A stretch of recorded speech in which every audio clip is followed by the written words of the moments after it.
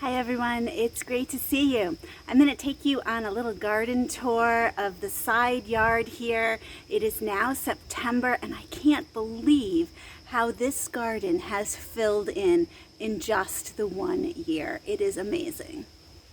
So as I walk down here, oh, you can still see I have this hydrangea that needs to find its spot. Some of my planters are very overgrown, as you can tell. In fact, this whole garden is very overgrown, but I love it. Look at the size of this coleus. Oh my gosh, I love it. And that bright, bright green color, that is amazing. My standard Rose of Sharon has bloomed. We're at the end of its bloom cycle, but boy, it really did a great job.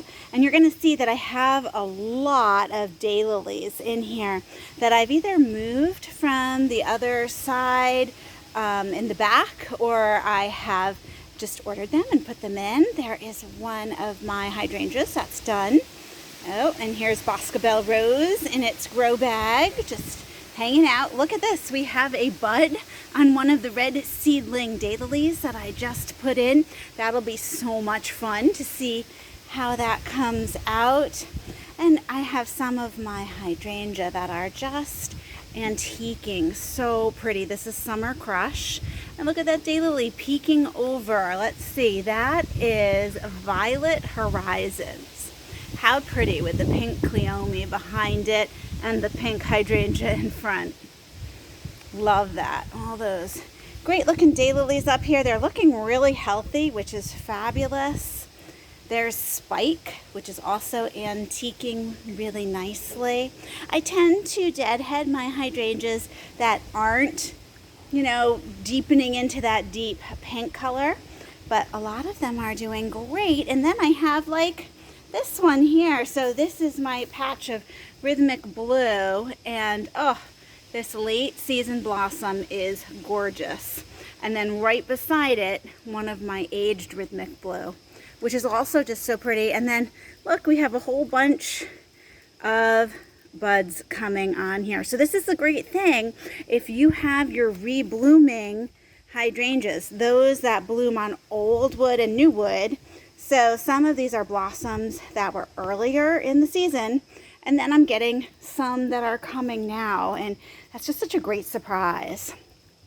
This is a lot of the iris that I put in, so not doing much now. And then I have some of the geraniums that have buds coming.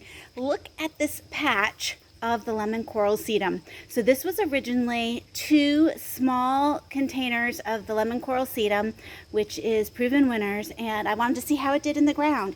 It is loving it. How I wish that this was a perennial, because wouldn't that just be gorgeous all along here? Those of you in warm climates, you lucky people, you could line the whole path with that.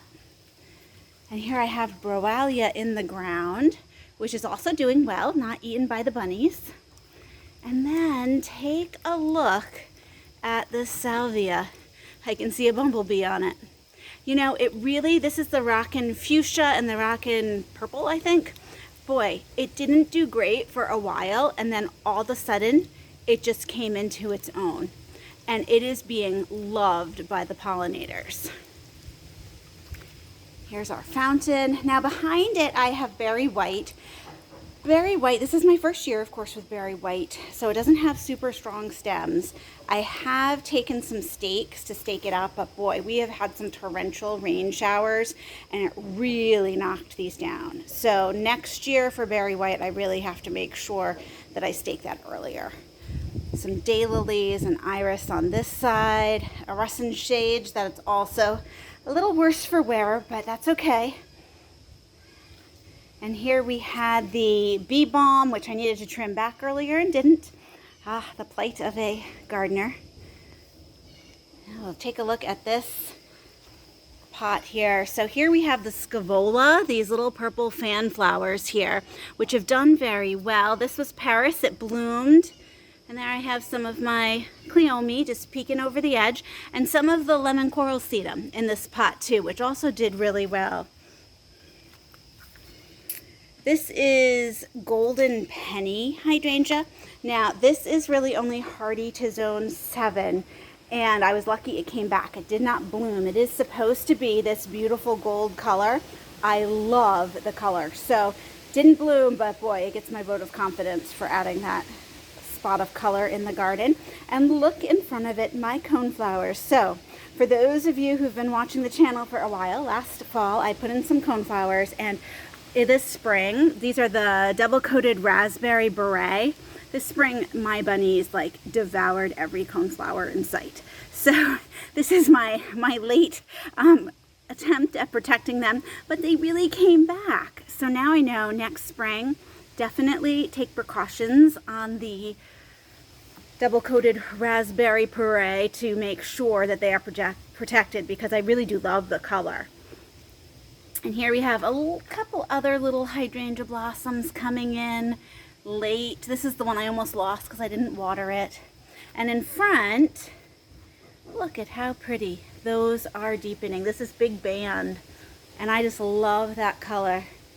My clematis is growing up the obelisk here.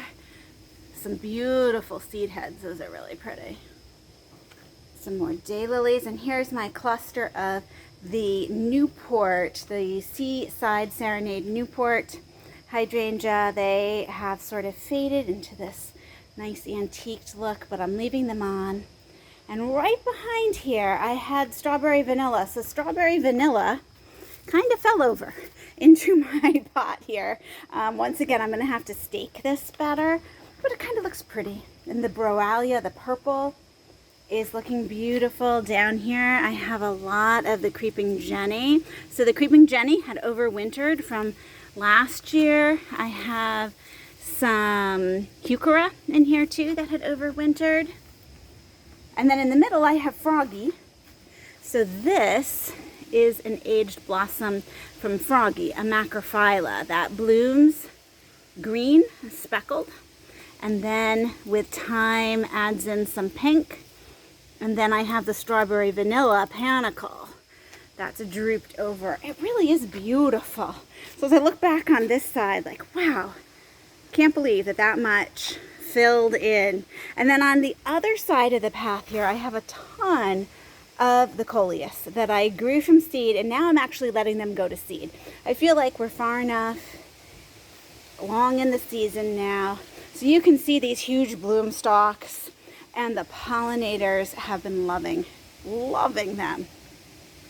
Here we have a bunch of little daylilies, babies. And here is pistachio, next generation pistachio, antiquing so nicely. I have a few cleome here. And this is, I want to say stargazer. I have to look it up. But this is a new hydrangea for me. It did not bloom. The buds must have been killed off, and then now it is doing its second flush here. So once again, this is a reblooming one. So the first flush was killed over the winter, but because it's reblooming, I get these beautiful flowers now. And take a look at these seed stalks. Oh my goodness. Here's my hand. And it keeps going up. It is huge and just so beautiful. I believe this is jitters. Love the pink in that. And this is getting quite a bit of sun, really. I'm gonna come back a bit so you can see the whole size. It blocked the air conditioner very nicely. So there's a few different varieties in there.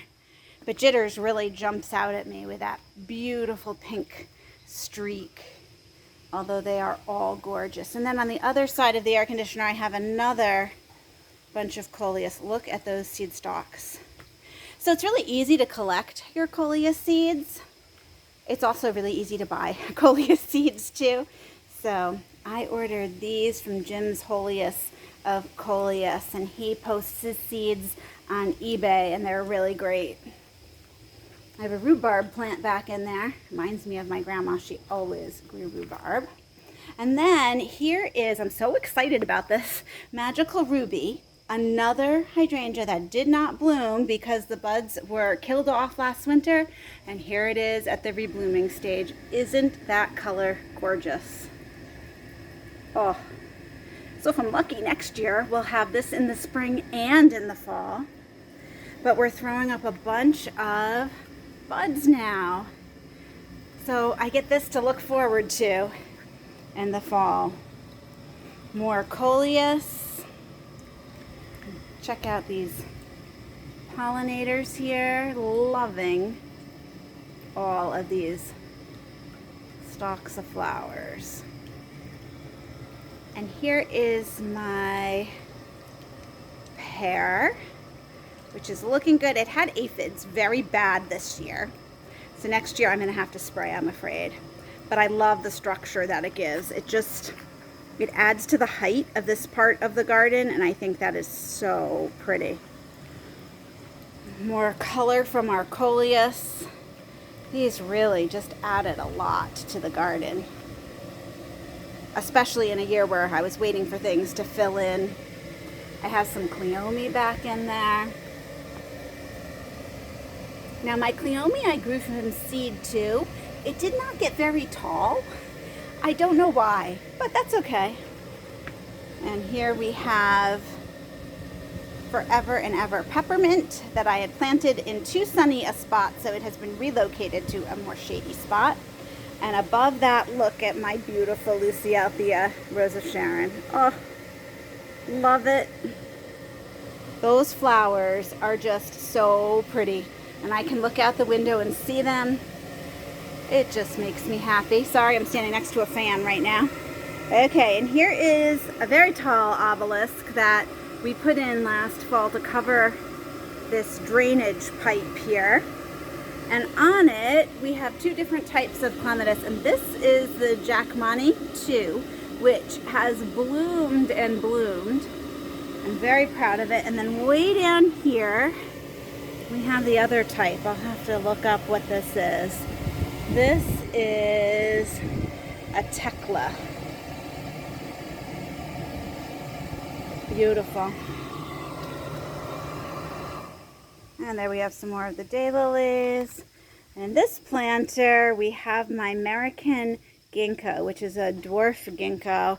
Turns a beautiful yellow color, and I've been told that ginkgos love lime, so I will be adding some garden lime to that pot, trying to keep it happy. And there you can see.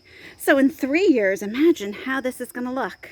This is my moment of thinking, oh, I got to make sure I keep everything under control for next year. Love the new path though. Look at how that lemon coral sedum just pops in the middle there. That is fabulous. So thank you so much for joining me, and I'll see you in the next video.